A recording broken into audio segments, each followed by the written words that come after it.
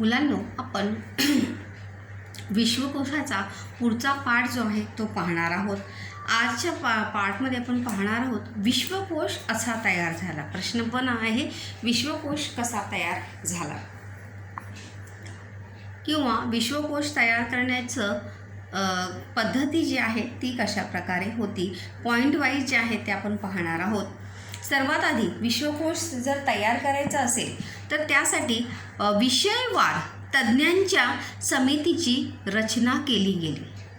कि विश्वकोश में एक ही विषय से संबंधित जानकारी होती है क्या?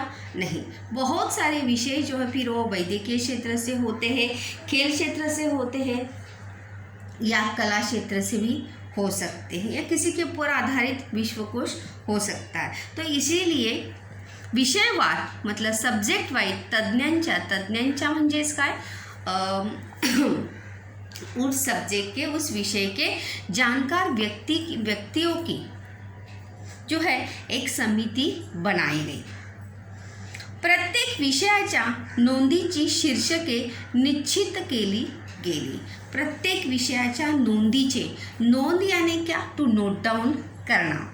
तो जैसे हम कहते हैं कि प्रत्येक विषयाच्या नोंदीची शीर्षके निश्चित करण्यात आली. मतलब कौन से टॉपिक को लेकर उस तज्ञ को लेखन करना है ये निश्चित किया गया. जैसे मैंने लास्ट टाइम आपको बताया था कि अगर मुग़ल साम्राज्य का इतिहास देखना है तो मुग़ल साम्राज्य का इतिहास देखते समय हमें कौन से मुग़ल सम्राट से शुरुआत करनी होगी, ये निश्चित किया गया.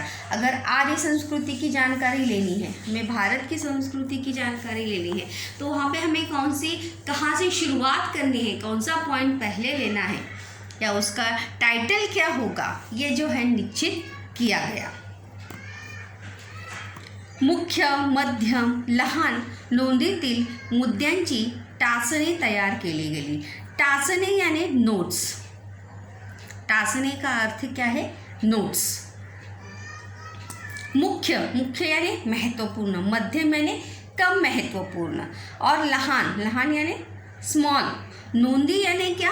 नोंदीतील मुद्द्यांची मतलब जो जानकारी इकट्ठी की गई है उस जानकारी के आधार पर क्या बनाए गए? नोट्स बनाए गए. टाचनी यानी क्या? नोट्स. जैसे कोई किताब हम पढ़ते हैं तो उस किताब से पढ़ने के बाद या उस किताब से हमें कौन कौन सी महत्वपूर्ण बातें लेनी है, कौन सी बातों का समावेश वहाँ पर करना है, ये जो है वहाँ पर तय किया गया. तर टाचणी तयार केली यानी नोट्स वहाँ पर तयार किए गए. नोंदीच्या मर्यादा आखून टाचण्यांमध्ये तशा सूचना दिल्या गेल्या. नोंदीच्या मर्यादा, नोंदीच्या मतलब जो किसी भी टॉपिक के ऊपर हम कितना लिख सकते हैं. मर्यादा आखून मतलब लिमिटेशंस जो है वहाँ पर तय किए गए कि हमें इस टॉपिक के बारे में इतना ही लिखना है, उससे ज़्यादा लिखना नहीं है. और ऐसी सूचनाएं जो है, ऐसी जानकारी जो है वहाँ पर नोट्स में भी दी गई. क्योंकि प्रत्येक गोष्टीला लिमिटेशंस होते हैं. क्योंकि अगर एक एक टॉपिक को हम बहुत ज़्यादा डिस्क्राइब करेंगे, बहुत ज़्यादा उसके बारे में लिखेंगे तो उसका मेन टॉपिक जो है वो वैसे के वैसे ही रह सकता है. तो इसीलिए नोंदीच्या मर्यादा आखून टाचण्यांमध्ये तशा सूचना जो है वहाँ पे दिया गया. प्रत्येक विषयातील मुख्य, मध्यम, लहान व नाममात्र नोंदीच्या याद्या तयार केल्या गेल्या. याद्या यानी लिस्ट. वहाँ पर उसकी लिस्ट बनाई गई है कि प्रत्येक विषयातील मुख्य ने महत्वपूर्ण विषय कौन सा है, उससे कम महत्वपूर्ण कौन सा है, लहान छोटा विषय कौन सा है, नाममात्र मतलब जिसे कोई बहुत ज़्यादा महत्व नहीं है. ऐसे नोंदीचा यानी जो नोट्स उन्होंने बनाए, जो जानकारी उन्होंने लिखी है उसका लिस्ट जो है वो तैयार किया गया.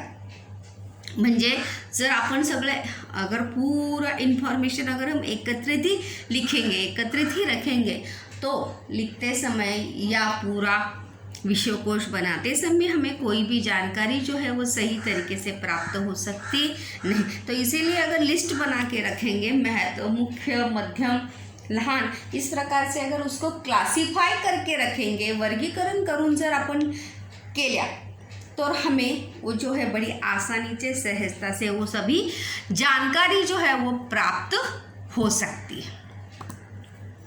आकार विल्ल्यानुसार या याद्या लावण्यात आल्या।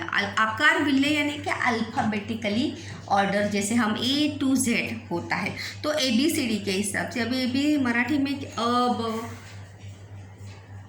आ ई से लेके ग तक। तर आकार विल्ल्यानुसार या याद्या लावण्यात आल्या। तर याच्यामध्ये वर्णमाला के अनुसार जो है वहाँ पे लिस्ट जो है वो तैयार की गई। जिस प्रकार से शब्दकोश में देखो, अगर ए से हम शब्द ढूंढते हैं तो ए से ही हमें बहुत सारे शब्द जो है हमें वहाँ पे एकत्रित मिलते हैं। जर अपन झेड पासून शब्द मिला, झेड A B से बहुत सारे शब्द मिलते हैं। बी से अगर हम ढूंढते तो BALL, BAT, बैट। तो इस प्रकार से बहुत सारे शब्द लिस्ट जो है वहाँ पर आकार विल्ल्यानुसार म्हणजे अल्फाबेटिकली वहाँ पे लिस्ट जो है वो बनाई गई थी। 1976 या वर्षी महाराष्ट्र राज्य सांस्कृतिक मंडळाने मराठी, बघा कधी सुरुवात झाला, मराठी विश्वकोशाचा पहिला खंड प्रकाशित केला। कभी 1976 में, कभी प्रकाशित हुआ था 1976 में उसका पहला खंड यानी पहला पार्ट। ऐसे उसके कितने खंड हैं मराठी विश्वकोश के? 18। किती खंड आहेत? 18 खंड आहेत।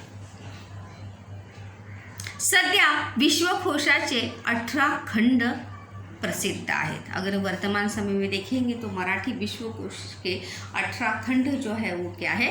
प्रसिद्ध है, जिसके माध्यम से विविध विषयों के बारे में हमें जानकारी जो है वो प्राप्त हो सकती है। तो ये तो हो गया विश्वकोश कशा प्रकारे तयार झाला। आता विश्वकोश यासाठी पाहावा म्हणजे किस लिए हमें विश्वकोश देखना चाहिए, म्हणजे काय कारण आहे, क्यों हमें विश्वकोश जो है वो देखना चाहिए। पहिलं त्याच्यातील कारण आहे क्यों विश्वकोश हमें देखना चाहिए। क्यों हम ये देखते हैं, डिक्शनरीज क्यों देखते हैं? क्योंकि हमें शब्दों का अर्थ नहीं मालूम होता है और उस अर्थ की जिज्ञासा, जानने की जिज्ञासा को दूर करने के लिए हम क्या देखते हैं? डिक्शनरी देखते हैं। तो बघा, विश्वकोश यासाठी पाहावा आपल्या ज्ञानविषयक गरजा मराठीतून भागवण्यासाठी। हमारे नॉलेज की आवश्यकताओं को ज्ञान विषय मतलब हमें जो जानकारी है उस जानकारी को मराठी में प्राप्त करने के लिए, पूरा करने के लिए विश्वकोश हमें देखना चाहिए। आपल्या ज्ञानविषयक गरजा मराठीतून भागवण्यासाठी। क्योंकि कभी कभी जो है किसी विषय के बारे में हमें जानकारी जो है मराठी में प्राप्त होती नहीं, यानी उस ज्ञान को, उस जानकारी को जो है अगर हम मराठी में समझते हैं या जान लेते हैं तो हमारे ज्ञान में बढ़त होती है। जागतिक ज्ञान क्षेत्राची विस्तारताना आपल्या विविध विषयातील कुतूहलास इष्ट वळण लागण्यासाठी जागतिक ज्ञान क्षेत्राचे क्षितिज विस्तारताना, क्षितिज मतलब जब हम देखते हैं कि विश्व में बहुत सारी चीज़ों का या बहुत सारी विषयों का नॉलेज जो है वो हमें प्राप्त करना है, ये हम प्राप्त कर सकते, तभी हम आपल्या विषयातील कुतूहलास मतलब जो विषय हम जिस विषय के बारे में जानना चाहते हैं, समझना चाहते हैं, या उस विषय के बारे में हमें और जानना है, समझना है, तो उस जिज्ञासा को दूर करने के लिए कुतूहल यानी क्या? जिज्ञासा इष्ट वळण लागण्यासाठी, योग्य वळण, योग्य दिशा मिलने के लिए जो है विश्वकोश हमें देखना चाहिए कि सही में या विश्वामध्ये जागतिक ज्ञानक्षेत्राचे क्षितिज, म्हणजे आपल्या या जगामध्ये या विश्वामध्ये अशा खूप गोष्टी आहेत कि जिसके बारे में हमें जानना चाहिए या हम जान सकते हैं, और हम जिस विषय के बारे में जानना चाहते हैं उस विषय की कुछ जिज्ञासा को एक सही दिशा देने के लिए, सही मार्ग मिलने के लिए विश्वकोश हमें देखना चाहिए। अभिव्यक्तीला योग्य चालना मिळण्यासाठी अभिव्यक्ती म्हणजे आवड, हमारी किस विषय में रुचि है, उस अभिव्यक्ति को सही दिशा मिलने के लिए जो है हमें विश्वकोश देखना चाहिए। सर्व प्रकारचे प्रगल्भ व सूक्ष्म ज्ञान मराठी भाषेतून मिळवण्यासाठी हर तरीके से या हर प्रकार का, प्रगल्भ म्हणजे काय, मोठे, और सूक्ष्म म्हणजे लहान ते लहान ज्ञान जे आहे ते छोटी से छोटी जानकारी मराठी भाषा में प्राप्त करने के लिए विश्वकोश जो है वो हमें देखना चाहिए। अगर हम ऐसा नहीं करते हैं, क्योंकि जिस भाषा में हमें जानकारी प्राप्त करनी है उस भाषा में अगर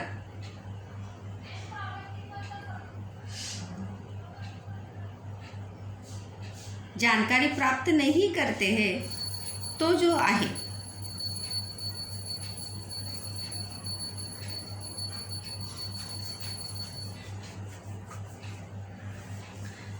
हमारी जानकारी कभी भी पूरी हो सकती नहीं, इसलिए विश्वकोश जो है वो हमें देखना चाहिए। आता असा पहावा मतलब किस तरीके से, क्या किस प्रकार से विश्वकोश जो है वो देखना चाहिए। एक आहे शब्द आकारविल्ले नुसार पहावेत। शब्द आकारविल्ले म्हणजे बाराखडी नुसार, म्हणजे त्याच्यामध्ये काना, मात्रा, वेलांटी वो सब वहाँ पर आ सकती। विश्वकोश कैसे देखते हैं, शब्द आकार विल्ले अनुसार, मतलब क की कितनी सारी मात्रा होती, का, की, कु, के, कई, कम, कहा।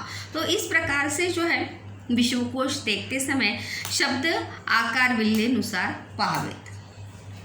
दूसरा प्रकार है कि बाराखडीतील स्वर व व्यंजन यांच्या स्थानानुसार अनुक्रमे दिलेला शब्द पहावा। बाराखडी में अल्फ़ाबेट्स में स्वर और व्यंजन जो है वो दोनों प्रकार के होते हैं। अ, आ, ई हे काय है, स्वर आहेत, आणि क, ख, क से लेके ये क्या है, व्यंजन है।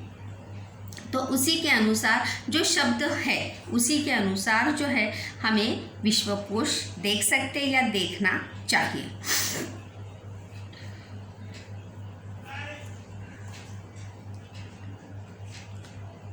एन्साइक्लोपीडिया ब्रिटानिका प्रमाणे मराठी भाषेतील सर्व विषय संग्राहक विश्वकोश तुमच्या ज्ञानात, तुमच्या भाषिक समृद्धीत निश्चित भर घालणारा आहे।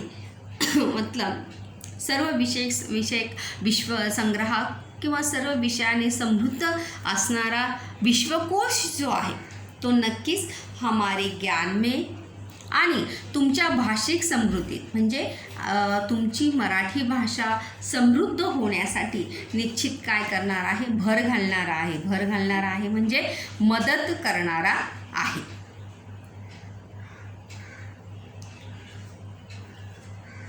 भाषा व त्या संबंधीचे संदर्भ यांची गंमत अनुभवण्यासाठी विश्वकोश पाहण्याची सवय लावून घ्यायला हवी।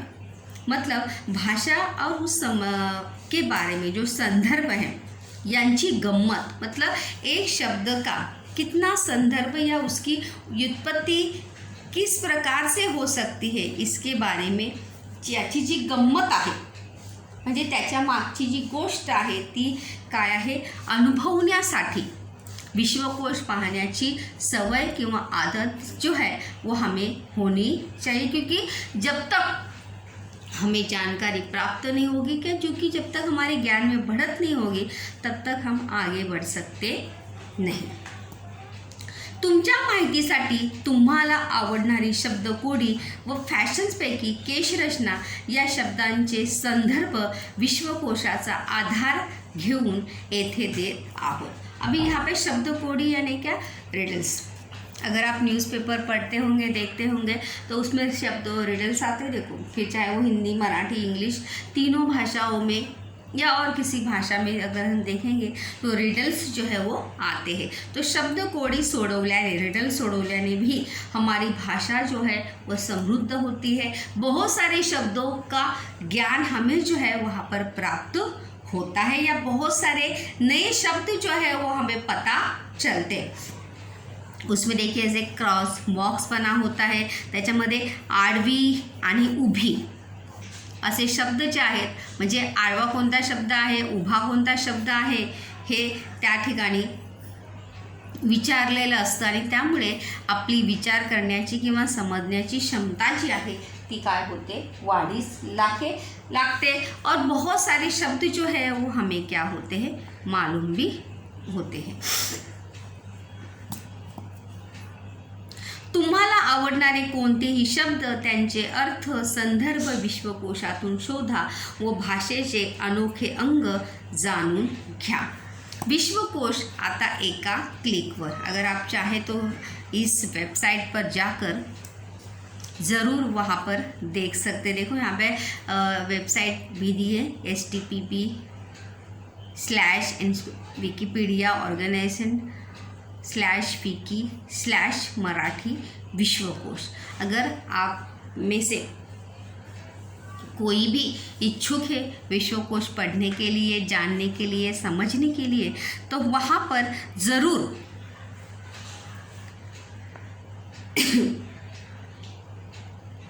ये जो है विश्वकोश के बारे में जानकारी जो है वो प्राप्त कर सकता है। अभी यहाँ पे जो है हमें एक शब्द कोडे यहाँ पर दिया है। शब्द कोडे यानी क्या, रिडल्स जो है यहाँ पर दिया है। पुढील पानावरील आगे के पन्ने पर शब्दकोडे दिलेल्या पुढील पानावरील शब्दकोडे दिलेल्या वाक्यांच्या आधारे सोडवा। स्वेदगंगा या कविता संग्रहाचे कवि, मतलब ये जो है ये क्वेश्चंस होते हैं और इनके नाम जो है वो हमें म्हणजे जैसे अभी मैंने बताया था, आडवी आणि उभी ऐसे बॉक्स होते, तो आडवा शब्द, उभा शब्द, ये सभी जो है वो मैच होने चाहिए। एका साहित्यिकाचे आडनाव श्रीपाद कृष्ण कोल्हटकर, मैंने यहाँ पे आंसर आपको बता दिया है, कोल्हटकर। तुरुंगात असताना ज्यांची काव्य प्रतिभा बहरून येईल ऐसे साहित्यिक, देशभक्त, स्वातंत्र्यवीर सावरकर, विदा सावरकर। कवी यशवंत यांचे आडनाव, एक विनोदी साहित्यिकाचे आडनाव पु ल देशपांडे, देशपांडे भी लिख सकते हैं। मालती बेडेकर यांनी वापरलेल्या टोपण नावातील आडनाव आणि कवी कुसुमाग्रज यांचे आडनाव, कुसुमाग्रज यांचं आडनाव काय आहे, शिरवाडकर, जिनके जन्मदिन के प्रीत्यर्थ हम मराठी दिवस जो है वहाँ पर मनाते हैं। चलिए इसके आंसर्स वहाँ पर देखते हैं।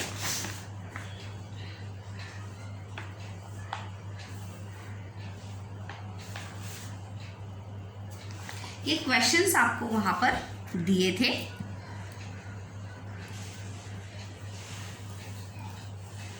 यहाँ पर अगर हम देखेंगे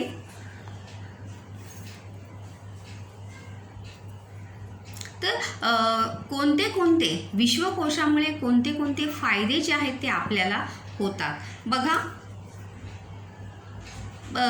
आहे पहिला आहे शब्दसंपत्तीत भर पडते, आपल्या काय होते, शब्द संपत्तित भर पड़ते, मतलब हमारी शब्द संपदा जो है वो क्या होने लगती है, बढ़ने लगती है। त्यानंतर शब्दांचा संग्रह वाढतो, शब्द का संग्रह जो है हमारे से बढ़ने लगता है।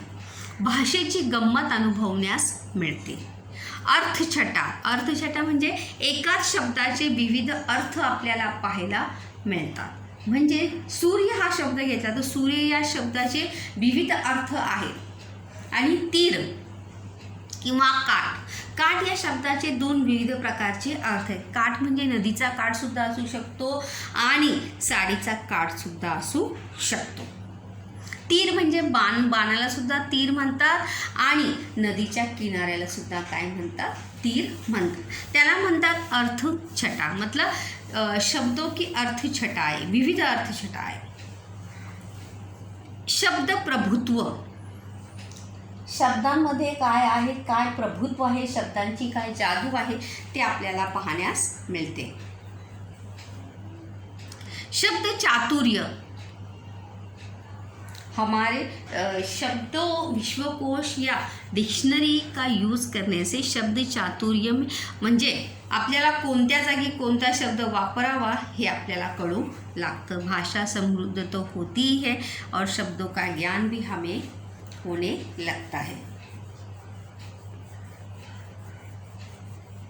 आणि जैसे हमने वहाँ पे शब्द कोड़े देखा था, यहाँ पर देखिए, अगर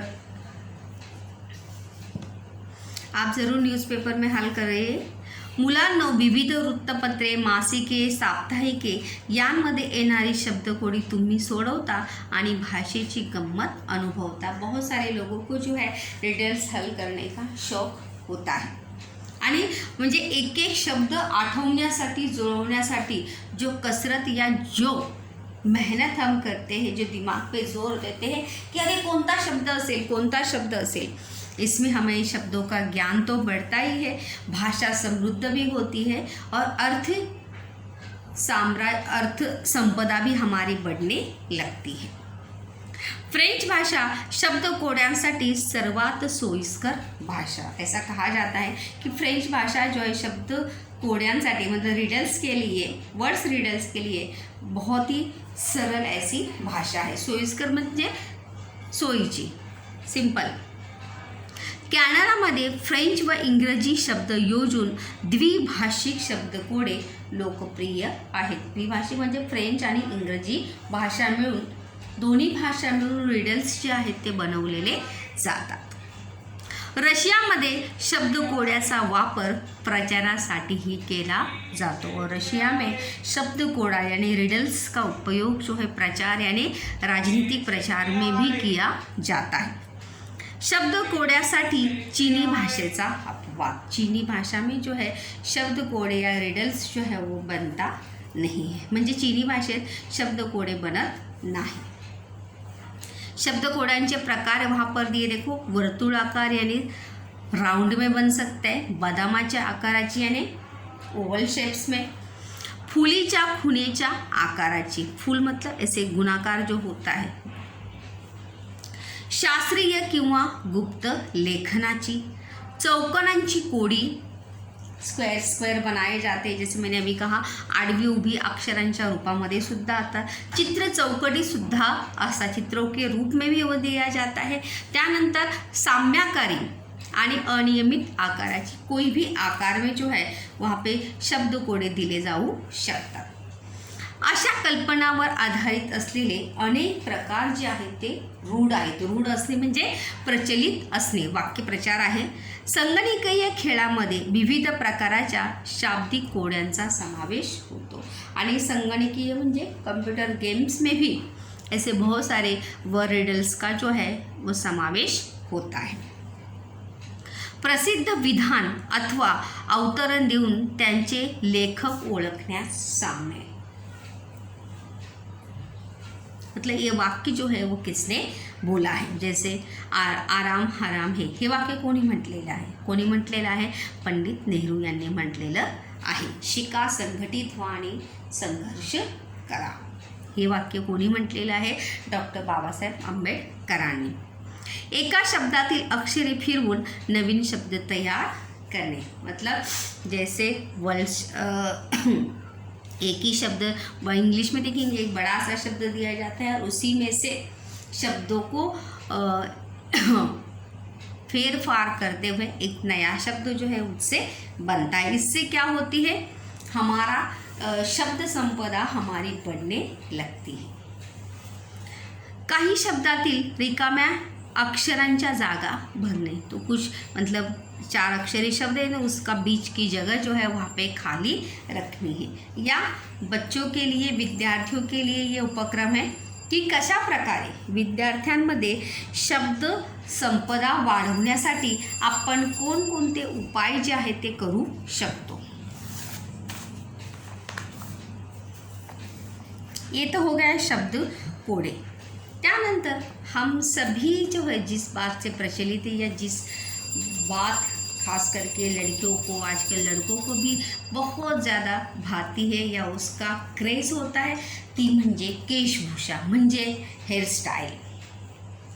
आजकाल केसांच्या वेगवेगळ्या स्टाईल्स करणे तुम्हाला सर्वांना आवडते, पण मुलांनो तुम्हाला आश्चर्य वाटेल की पौराणिक काळापासून आकर्षक केश रचनेचे आकर्षण सर्व समाजात हुए। अगर अपने अभी भी माइथोलॉजिकल सीरियल वगैरह अगर आप देखें तो उसमें रानियों की, महारानियों की केश रचना अगर हम देखेंगे तो बड़ी ही स्टाइलिश ऐसी केश रचना या हेयर स्टाइल जो वहाँ पर हमें देखने को मिलती है। राजा महाराजाओं के भी बड़े बड़े बाल, यहाँ तक कान से भी वहाँ से नीचे तक बाल, बड़े बाल जो है उस समय से फैशन या स्टाइल के रूप में हमें देखने को मिलते हैं, जैसे आज हम देखते हैं। केश रचनेत अंतर्भूत असणाऱ्या गोष्टी, मतलब हेयर स्टाइल में कौन कौन सी चीज़ें जो है देखने को मिलती। केस काटने, केस कट करना, धोने, साफ करना, धोना, नीट करने, जैसे हम झाड़ कर उसे सही करते हैं। विंसरने यानी कंघी से सही करना। कुरले करने, कुरले यानी कर्ली हेयर, और कर्ली हेयर को सीधा करना। कुछ लोग सीधा हेयर का कर्ली करते तो कुछ लोग कर्ली हेयर का सीधा भी करते हैं। केशभूषेचा उद्देश जो आहे तो काय आहे बघा। हे कशासाठी आपल्याला दिलं आहे विश्वकोश, म्हणजे हा एक टॉपिक जो आहे विश्वकोशासाठी होऊ शकतो। केशभूषा, केशभूषेचा मुख्य उद्देश आहे आकर्षकता किंवा सौंदर्य वाढवणे। हम हेयर स्टाइल क्यों करते हैं? आकर्षक दिखने के लिए, अपनी सुंदरता को बढ़ाने के लिए। आणि सामाजिक उद्देश काय? सामाजिक संकेतानुसार प्रतीकात्मक वेश केशभूषा। प्रतीकात्मक म्हणजे राजाची केशभूषा वेगळी असेल, राणीची केशभूषा वेगळी असेल, आदिवासी समाजामध्ये ज्या स्त्रिया आहेत त्यांची केशभूषा वेगळी असेल। वेगवेगळ्या प्रकारची हेअरस्टाईल जी आहे ती आपल्याला पाहायला मिळते। आदिम लोक, आदिम म्हणजे आदी मानव ज्यावेळेला आपण म्हणतो ते, केसांना मातीचा लेप लावून आपला पराक्रम व गुण वैशिष्ट्ये दाखवण्याकरता त्यात विजय चिन्हे आणि पदके लावत। पदके यानी सिंबल। यहाँ पर देखेंगे तो बहुत सारे हेयर स्टाइल जो है हमें यहाँ पर देखने, प्रतीकात्मक स्वरूप में हमें हेयर स्टाइल जो है वहाँ पर दिखाई देते। एक सर्वसामान्य, महारानी, रानी, मिडिल क्लास, ऐसे अलग अलग दर्जे में या अलग अलग क्षेत्र में जो है हेयर स्टाइल या केशभूषा जो है वहाँ पे हमें बदलती हुई नज़र आती है। अजिंठा, वेरूळ, कोणार्क, खजुराहो, ये सब शिल्पलिपियों के नाम है, शिल्पलेणी आहेत त्यांच्यामध्ये। येथील शिल्पकलाकृती देखो दिया भी है। आढळणाऱ्या स्त्री पुरुषांच्या केशरचना उल्लेखनीय आहे। मतलब अगर आप ये शिल्पकला देखने अगर गए होंगे तो वहाँ पर ज्या स्त्री पुरुषांची चित्र या शिल्प हमें देखेंगे तो उनके शिल्प केश, स्त्री पुरुषों की जो केश रखना है जो उल्लेखनीय है, उल्लेखनीय मतलब देखने लायक है। या प्राचीन केश रचनांचे अनुकरण भारतीय स्त्रियां करताना आढळतात। अगर ऐसे हेयर स्टाइल अगर हम देखेंगे तो पुरानी फिल्मों में अगर हम देखेंगे बहुत सारे हीरोइंस जो है ऐसे हेयर स्टाइल बनाया करती थी। मतलब उसका प्रभाव जो है उस पर हमें देखने को मिलता है। तो इस प्रकार से एक टॉपिक लेकर, जैसे यहाँ पर केशभूषा और शब्द कोडे जो आहे एक टॉपिक लेखकाने या ठिकाणी घेतलेला आहे, तर तशा प्रकारे आपण सुद्धा एकच टॉपिक घेऊन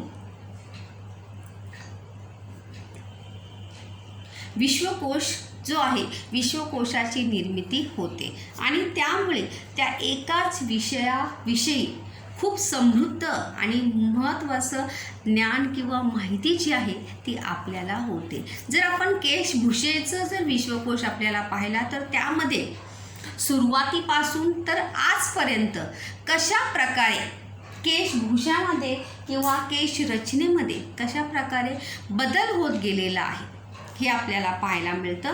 आणि सामाजिक संकेतानुसार देखो यहाँ पर दिया है.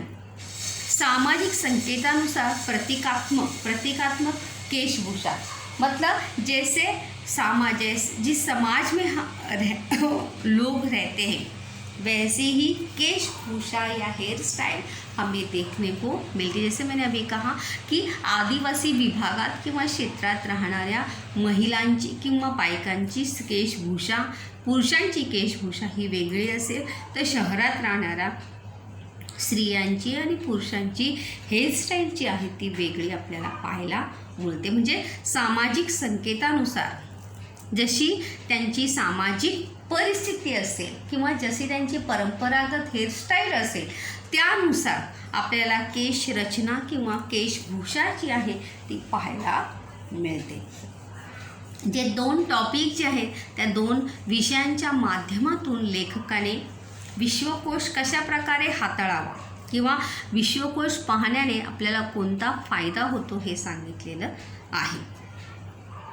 तुम्हीसुद्धा तुमचा आवडता एखादा टॉपिक किंवा विषय घेऊन विश्वकोश पाहू शकता ज्याविषयी तुम्हाला माहिती हवी आहे तो.